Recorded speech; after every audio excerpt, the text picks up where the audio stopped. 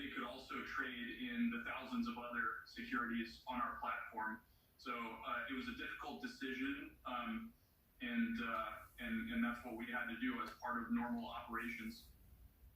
But explain then, why did you do this?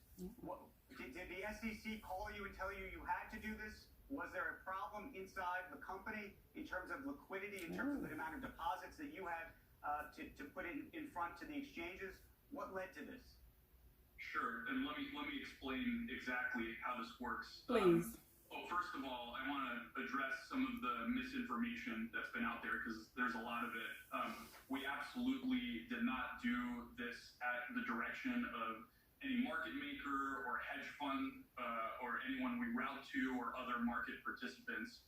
The reason we did it was because Robinhood is a brokerage firm. We have lots of financial requirements, including SEC net capital requirements and clearinghouse deposits. So that's money that we have to deposit at various clearinghouses. So some of these that sounds like a personal problem. Fluctuate quite a bit based on volatility in the markets, and they can be substantial in the current environment where the stock market volatility and a lot of concentrated activity in these names that have been going viral on social media.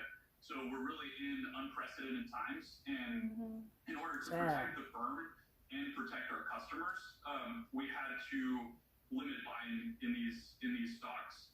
And to be absolutely clear, again, it sounds wasn't. Go ahead. But it sounds to me, though, that you're suggesting that there was a liquidity problem inside the firm. And my question about that then raises all sorts of new questions about whether there's a systemic issue underneath the system and underneath the company unto itself. No, there was no liquidity problem. And to be clear, this was done preemptively. So we did this proactively. And thousands of other securities remain tradable on the platform. Customers that held these positions were able to sell them. And we're doing what we want to buy. Allow buying and to remove these restrictions in the morning. But also, you might have seen Robinhood has been the #1 app in the App Store overall. So we not anymore. Unprecedented interest due to the fact that finance has been culturally relevant in a way that hasn't been before, and these stocks are going viral on social media. And I think it's really interesting to juxtapose against some of the other questions that we've been having before this. Of course, Robinhood stands for everyday investors. From the very beginning, we have stood for investors, opening up access and giving them the ability to trade commission-free in whatever they want. And we've gotten a lot of criticism that, maybe there should be more restrictions. So that's why you switched up. Us to have had to impose these restrictions, and we're going to do what we can to enable trading in these stocks as soon as we can. But what do you tell the Robinhood investor who says, "Look at the screen. I'm losing money. You are not allowing me to buy this, and by the way, I'm going to have to sell it for less money because of what you did"? Well, to be clear, that's a good we're not question. allowing people to buy it, but they can sell positions that they have. We trying to buy. I know how Clorox and Lysol felt in the pandemic when they were running out of hand sanitizer and you gonna do a Trump?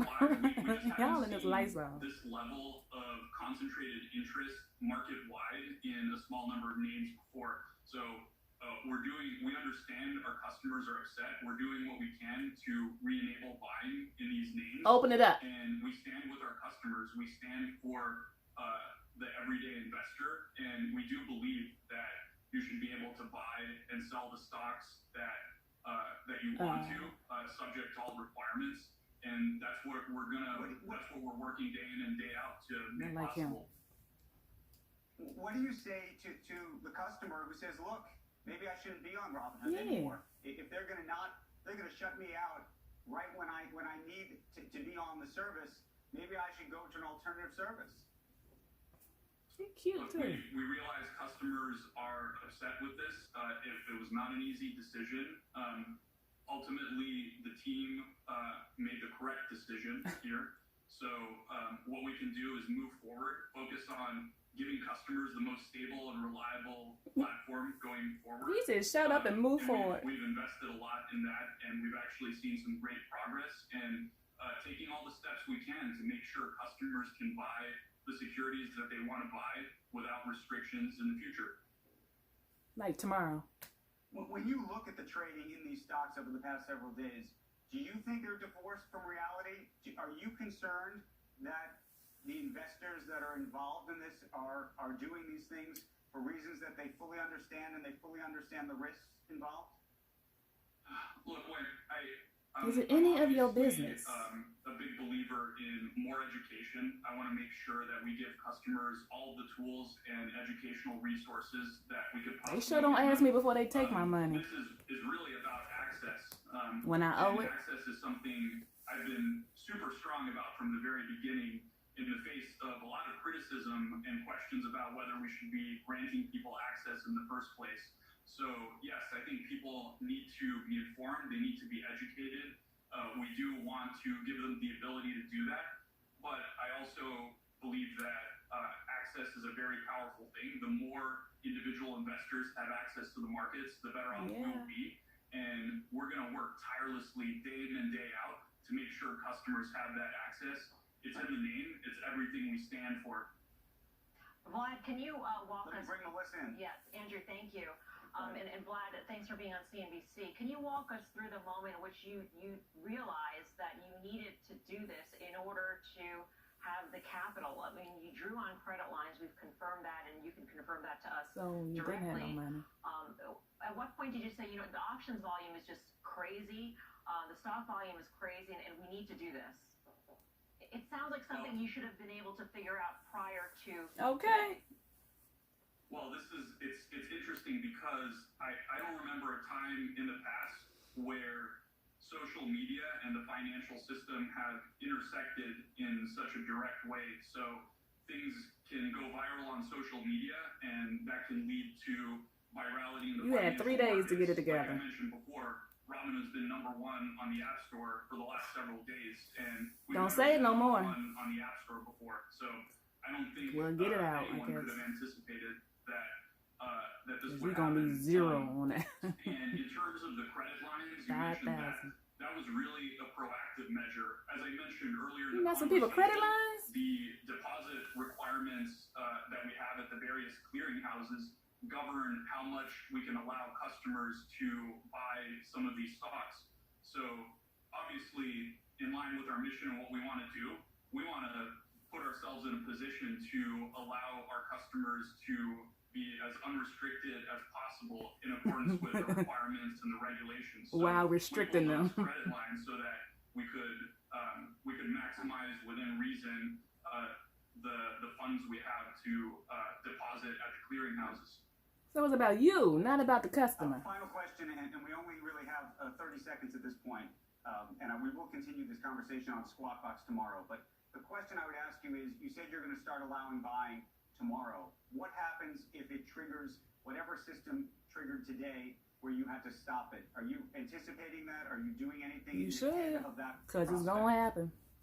Yeah, we're doing a lot of things. We want to obviously allow buying safely for the firm and for the customers. And the teams have been working very, very hard. They were already working very hard dealing with the unprecedented, volumes and the equity volumes and the unique situation we've been in. So we want to do that safely. We want to be A lot of clear in the communications. And I own that, we should have been out there a little bit sooner. The team's been working very hard. And people are doing He's like, what okay, they can for because our you ain't saying customers, and nothing. I'm very proud of the work that the team's doing. And Don't nobody care about the team, boy. Stop locking Well, people's we appreciate accounts you up. joining us. We will Now, the problem is, you done stopped the little man from making his money, right? Froze the accounts, couldn't trade. Yet, the big man still over there snatching it up. Robinhood, you should switch your name up, boo, because you done changed. You brand new. You working for the hedges. Hedgehood, maybe something like that. I don't know. But you ain't for the people no more. And you need to stop saying you #1, because you ain't going to be #1 no more either. All right. It's Courtney Black with the facts. Let's get this money.